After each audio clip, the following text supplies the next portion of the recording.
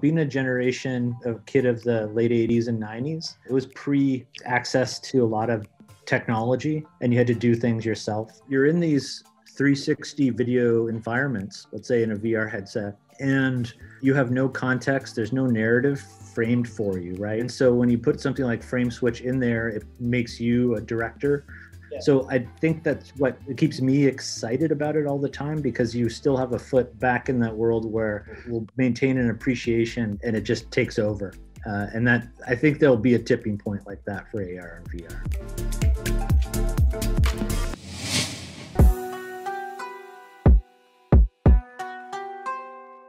Welcome to the Digital Doha Podcast, our brand new series focused on bringing listeners topical segments and informative conversations with local experts, exploring the cutting edge of emerging media happening in the dynamic international capital that is Doha, as well as the greater Middle East. I'm your co-host, Spencer Stryker, digital media professor at Northwestern University in Qatar.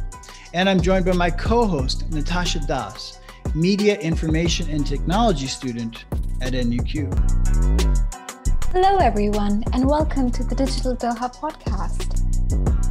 We're thrilled to present our first guest of the season, Eric Espig, the Managing Director of the Digital Advancement and Media Applications Lab at Northwestern in Qatar. This lab is a digital innovation lab that pioneers in media research and interactive storytelling. Eric has over 2 decades of experience in the creative industry, where he started out as an artist and a musician and is now working in digital media. Most recently, Eric was awarded the prestigious MacArthur Foundation grant to complete a journalism empathy tool that is a VR product called Frame Switch, launched in 2020.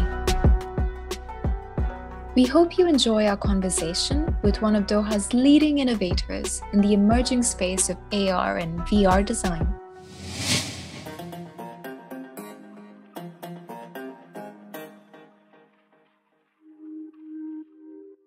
So Frame Switch is a VR app. It's designed around 360 video. So 360 video is amazing, innovation in itself, but there's always been something a bit flat and one directional to a degree about it. You can't interact with the content, even though you really want to. It doesn't do as much as you as a user want it to do, even though what it does is a lot. So the concept of Frame Switch is that you're looking at the 360 video through an interactive element, in this case, a virtual smartphone lens, and you're recording. And what was really interesting about the prototypes, we've now developed the full product, but how as a user, as an audience, you engage with that content when you're actually interacting with it. So you're looking at a 360 video, you're exploring it, but you're interacting it by choosing to record virtually parts of it yourself. Mm-hmm. It changes your role as the user.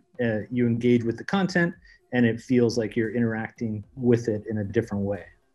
Is it the interactive nature of the product which makes it a journalism empathy tool?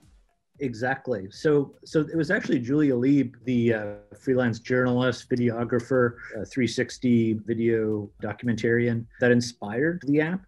And then we later got to work with her. So seeing her content of these warlords in Congo, exclusive content, no one was allowed to be there. It was amazing 360 video to look at. And then when we applied Frame Switch to it, she was blown away because it puts the user in her shoes.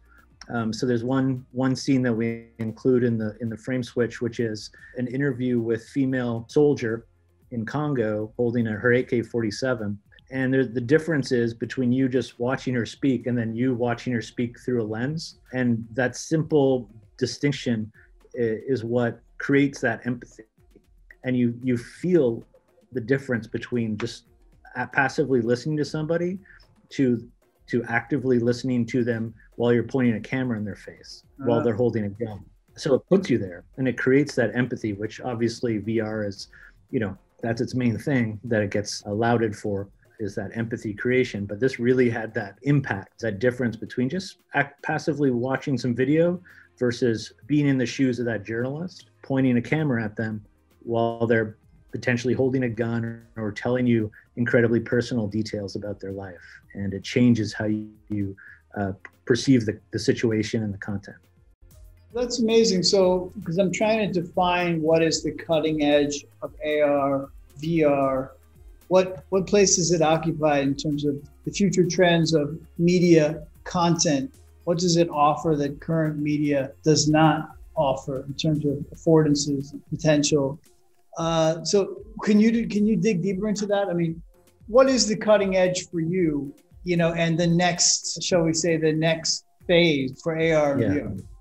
I've always been a little suspicious of cutting edge. And I think really when things are exciting is when they're intuitive and they're just fit and work. I think that the real future, and there is a huge future for AR, is what we're seeing, in all kinds of mainstream everyday apps.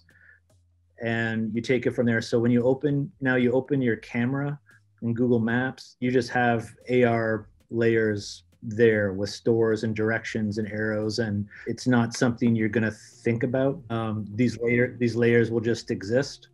So I think the future of AR will be something you don't necessarily, it'll happen, it'll be like upon us and we won't necessarily notice because it is intuitive, it makes sense, and it works.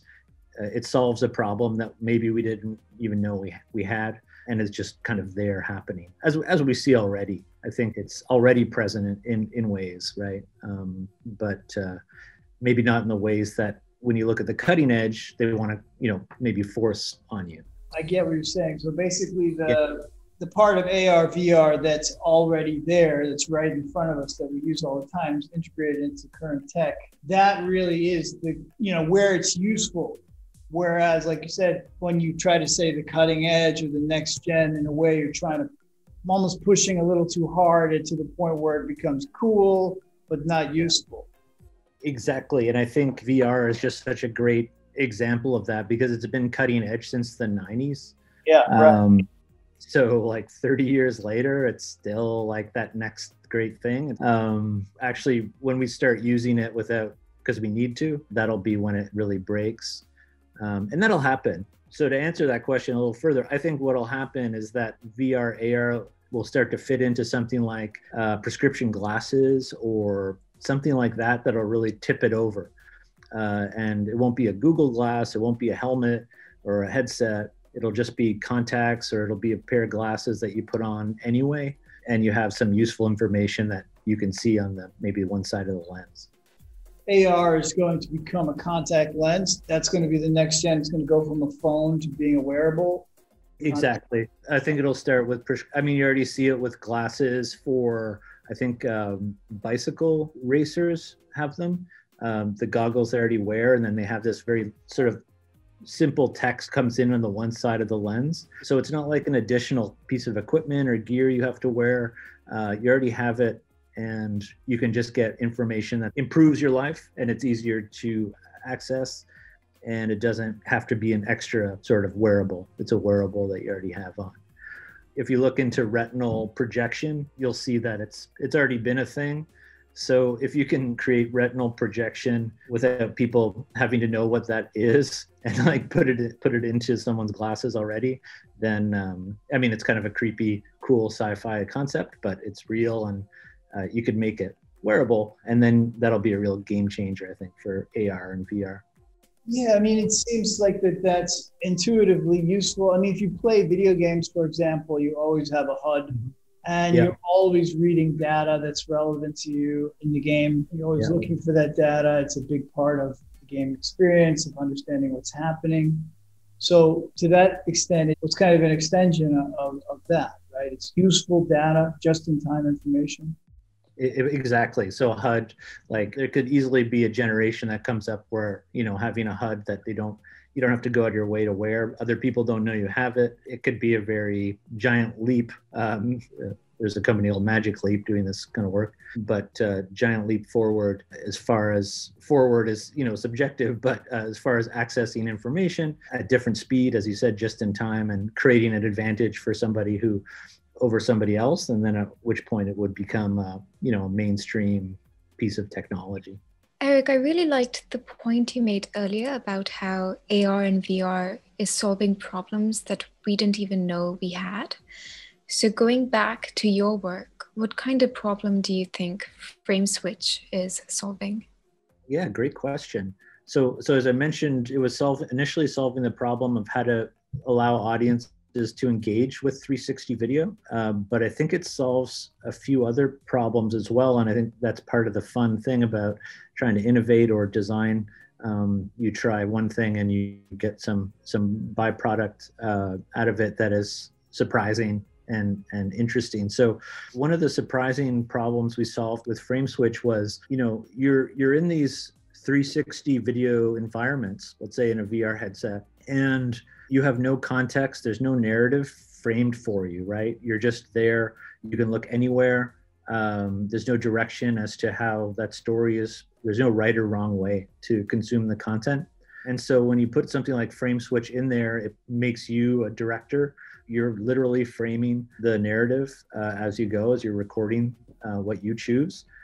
And then the flip side of that is super interesting, because it is, what did you choose to ignore? And what did you choose not to record? So that's really useful as a journalism tool to instruct people on how to document something fairly or accurately, or to get people to recognize, the real limitations in video itself, is that you are making choices all the time, and you need to acknowledge that. So I guess that would be the sort of part of the problem we were solving. What are some of your thoughts about AR, VR, and education? Where do you see that going, and how can it be applied for best practices in education in the near term? I think it's super exciting in education. So if we stick with sort of FrameSwitch and this idea of putting people in sort of a dangerous situation, a journalist, you can put a journalism student into a conflict zone, have them record, and again, look at what they chose not to record or what they missed. Allow them to learn that split-second timing, how to read a space, where to point your camera, when something's going to happen, because someone may fire off a gun or a rocket behind you or ahead of you, and you can only choose one thing to capture, right? So if you're photographing the cute kittens over on the left, you may miss, confrontation or newsworthy item to the right. So that's an example of how VR can help, say, journalism education. But there's, any number of areas where you could apply that in medicine or mechanics or engineering, things that result in danger or loss of life at the end, but get people, with hands-on to a degree experience before they need to get out into the real world. That would be, one kind of extreme way to use VR. Yeah, well, absolutely. So basically, it allows you to create powerful simulation. And of course, we all know that simulations, that's how you learn anything, is through practice, right? Yeah. In educational research, it's called situated learning through watching people who are more experienced than you do the thing, or doing it yourself and repeating it over and over. Right? Yeah. And what's nice as an educator using those tools is that the best possible outcome, right? And you can replay it, or you could have whatever student redo the same situation over and over again until they kind of learn that path to the best possible outcome, as an example. Yeah, this seems like the most obvious implication is for things like a flight simulator, right? Exactly. Or, God forbid, put training soldiers, right? If you but that's similar to what you were saying about training journalists in dangerous places. It's kind of a similar concept to training soldiers, in the sense that it's about practicing reaction time under extreme situations that are hard to replicate normally. Precisely. Someone brought up an interesting application the other day, which was, for instance, forensics and crime scenes. So you record a crime scene, and typically that crime scene is cordoned off, like in the movies, and it's held as intact as possible for a few days. But you record the crime scene, and if you already know the outcome, what evidence was there, what wasn't. You can show different people or different students and give them this virtual simulated environment, but you already know what they're missing, and what the right and wrong possible answers are, and you can go back and then explain to somebody what they missed. that was an interesting application of it. I think there's any number of fields and areas of education there are some great ideas yet to come about how VR could really be a part of it. But I think the obstacle of just getting VR into a truly mainstream mindset of a tool to use, it's still seen as a bit of a novelty, and that'll come, I think, as we were talking about the hardware changes. I think that'll need to happen before it becomes a truly a go-to tool for educators. I was actually going to ask you about the end of the last point you made. What do you think about the distribution of the technology, and when do you think it'll become the norm for schools and universities to use AR in teaching students? I think that it's got its foot in the door now, and it won't leave. It's come and gone over the past decades. I don't think it's going anywhere now, but now that we have file formats and YouTube, VR is a great example. Anyone can upload a 360 video, and you can look at that in a headset and create, a pretty virtual environment.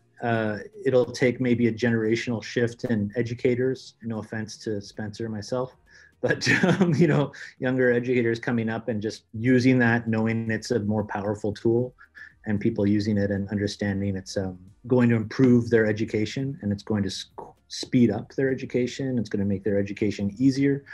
Those are all, I think, necessities for something to truly become mainstream.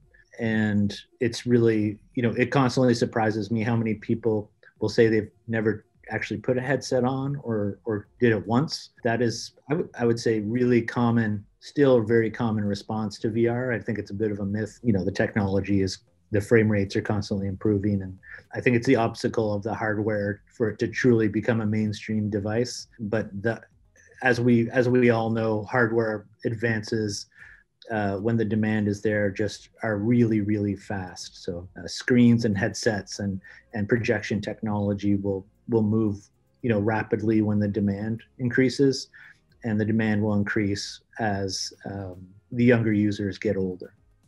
Absolutely. Yeah, what you're basically describing is how technology goes from like sort of early adopters to somehow hitting some kind of mainstream, basically everybody using it. And how does that play out? How does that happen? It happens like as we experience with like iPhones, right? Like people in North America didn't really text like in 2006, 2007. I remember going to Europe and like everyone was texting, SMSing, and with T9, and it was like, oh, like I don't really do that. But that was how people communicated in Europe at that time. Not so much in North America.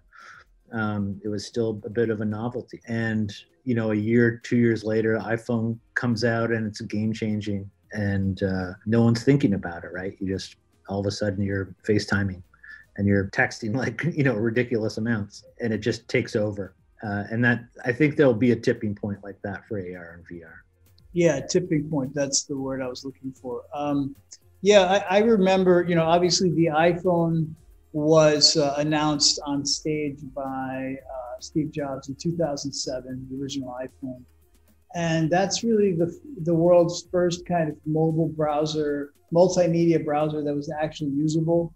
There were browsers before that, like on BlackBerry, but they were not a good experience, right? It was kind of really sucked, and you had to really try really hard to get it to work. And you could get it to visit a website, but it was a really unpleasant, tedious. Yeah. Of course, that was the genius of Steve Jobs, was to see that and to be able to make it this very user-friendly, pleasing experience. And as you say, it was like a thing where in 2007, the iPhone was this novelty. And then I remember, because I was teaching at that time at the University of Wisconsin, I remember distinctly that it was like the first person I saw who had an iPhone was in 2007. He was my web designer for a project. And he was like way out there, the most techie guy. So he had the iPhone, and that was like the most advanced thing. And then by 2009, I was teaching at the University of Wisconsin. And then I remember there was like 2 kids in the class who had smartphones. And then by 2010, I remember there was like, out of a class of about 25, there was like 6 kids who had smartphones. And then by 2012, every student had a smartphone. And I saw that change in the course of 4 or 5 years, where it went from just like very, early adopters, very techie, to every single person had it. That's it. You'd be weird to not have it. Absolutely. My own personal kind of measuring stick for it was I would tell my friends to please stop texting while we were hanging out together. I found it very rude. Yeah. And I'd be like, can you just put your phone in your pocket? Like, don't look at it while we're having dinner, to now like, never mind. Like, people are watching live sports and eating dinner and chatting with friends, and it's all happening at once. And that was really quick. Like that was over a couple of, like you said, 2007 to 2009. The entire rules of social engagement and interactions changed. It really did. Our relationship with technology really changed, and all that had to be renegotiated. There were books that people understood there was a problem right away. There was a book by Sherry Turkle that came out in 2010 that was called Alone Together. And the book is all about how basically it was like a kind of a ethnography / study of how mobile phones had just changed how everyone was living their lives. And like she had these crazy statistics, like 60 to 70% of people are on their mobile phones at funerals, right? Or things like that. Yeah. The obvious thing is like when you 3-4 people go out to have dinner together or whatever, and then you look and you see every single one of them is on the phone. So it's like, are you guys actually together, or are you all just having, a customized, individualized media experience that you choose to have in physical proximity to one another? So that all happened very, very fast, like you said. So yeah, I guess that's very interesting to think about AR, VR, and how it will roll out, how it will be adopted. But since we have as a model seeing how the smartphone just really took things over, it's not hard to guess that AR, VR will be a niche thing and something that's like only for the early adopters. And then all of a sudden, within a very short period of time, it could go mainstream. Exactly. I think that'll be, it is at that level of usefulness. And like once it happens, it'll happen. Once we just stop trying to make it happen, it'll happen, and it'll be very fast, and I think it'll be pretty radical. It'll change a lot of things, much like smartphones did. It's crazy for me to hear you talk about how pervasive the smartphone became over the years. Because by the time I was allowed to have a phone, everyone had a smartphone. Right. But I was wondering, how did you get into digital media and AR and VR at a time when most people don't really use it?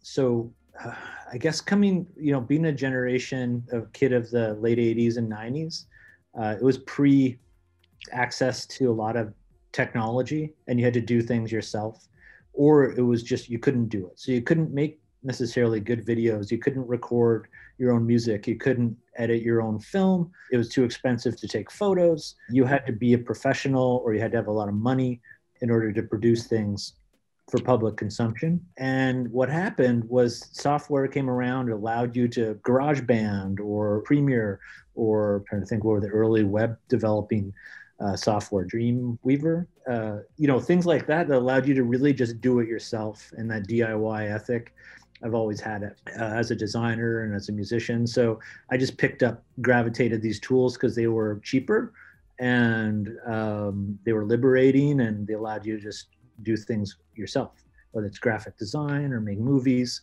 which I always love to do, make videos, record things. And when I got into museum exhibition design, those tools were really new, and they made things a lot easier.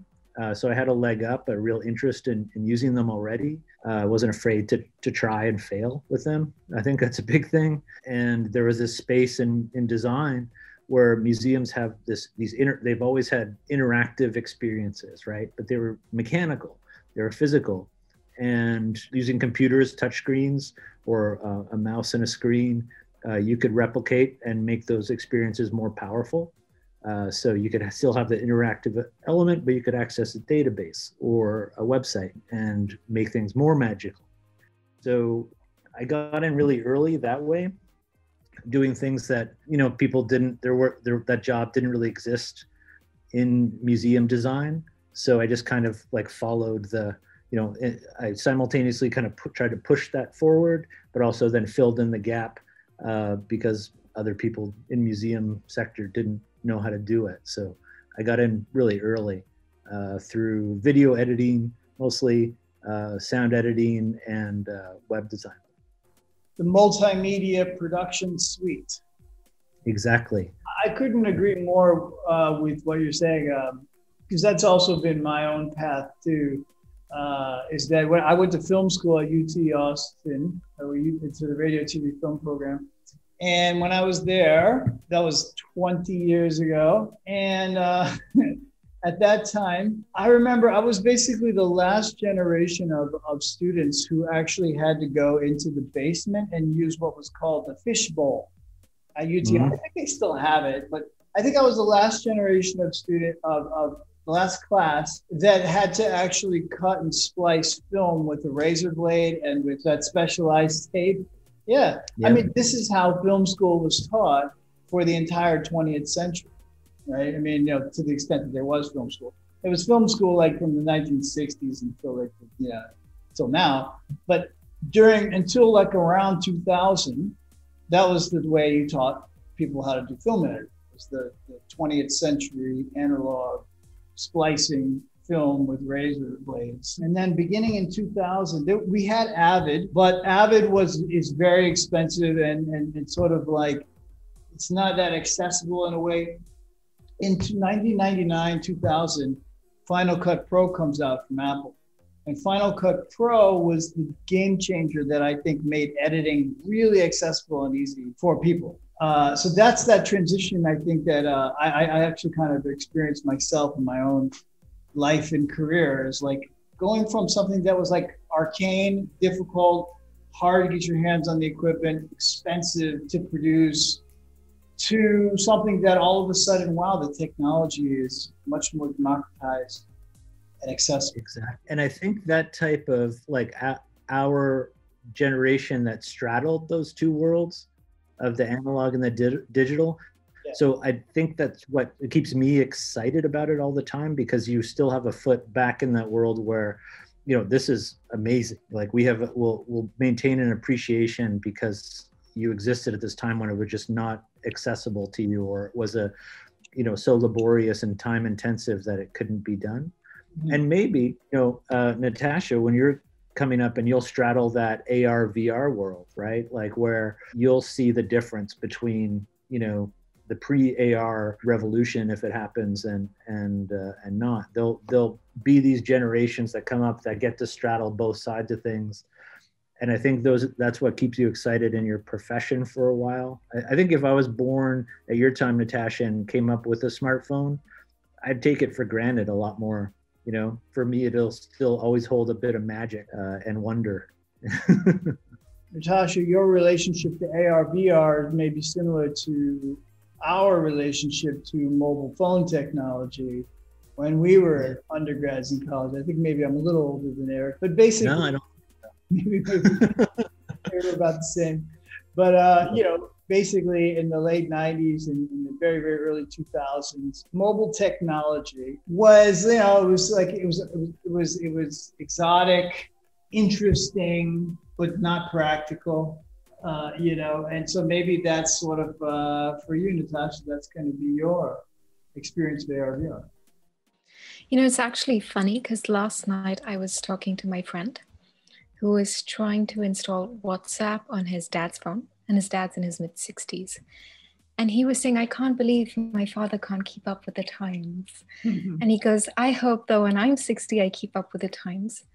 But, given how much we've advanced so far, I'm not really sure what else is going to come next. There are radical unknowns, right? I mean, it's the one thing you can know for sure about technology is that you can't predict it that well. You can make informed guesses and predictions based on patterns and stuff like that. But do you think that in 2003 or 2002, would you have guessed that social media would be as prevalent as it was 10 years later in 2012? Would anyone have guessed that? No.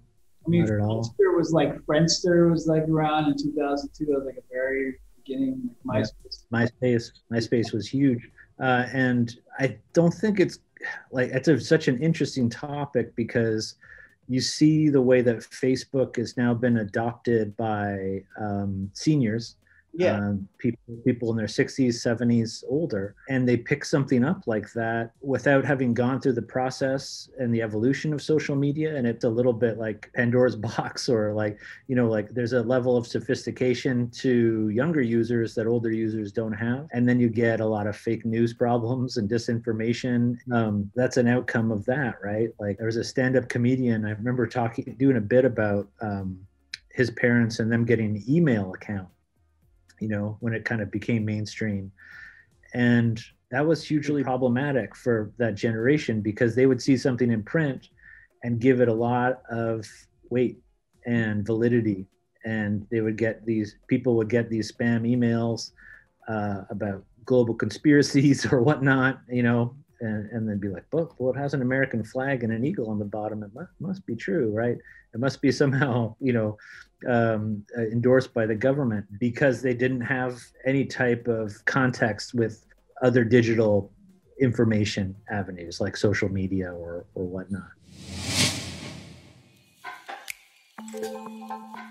They weren't properly onboarded with this new tech and its risks, opportunities and risks. It's a very powerful thing when it hits mainstream. AR could have those same struggles. Do you think there's any solution to that? Are there ways we could train the older generations to be more adept with technology?